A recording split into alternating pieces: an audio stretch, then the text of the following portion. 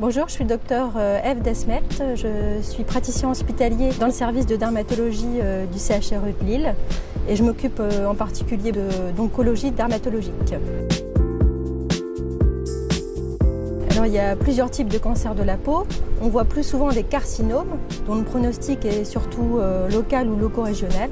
Mais il existe aussi le mélanome qui est beaucoup moins fréquent mais qui peut avoir un potentiel plus agressif et qui, malheureusement, s'il est dépisté tard, peut avoir une évolution qui peut être grave.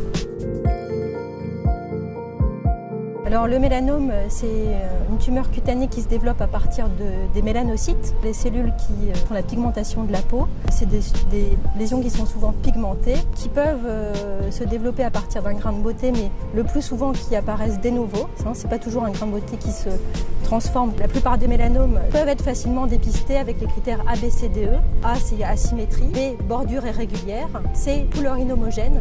Quand on a plusieurs couleurs sur un grain de beauté. D, diamètre, c'est des lésions qui peuvent être de grande taille. E, l'évolutivité, un grain de beauté qui change d'aspect, qui s'étend, qui devient plus en relief ou qui saigne.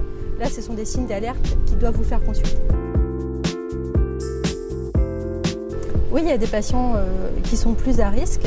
C'est surtout des patients qui peuvent être de phototype clair ou blond avec des yeux clairs.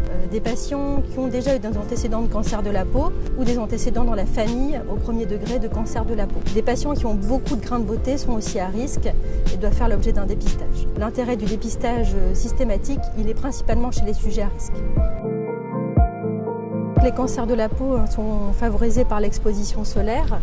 Et pour le mélanome, c'est principalement les antécédents de coups de soleil, qui peuvent être même dans l'enfance. Donc bien sûr, il faut adopter une bonne protection solaire, une bonne prévention solaire, avec des règles de base, ne pas s'exposer bien sûr entre midi et 16 heures.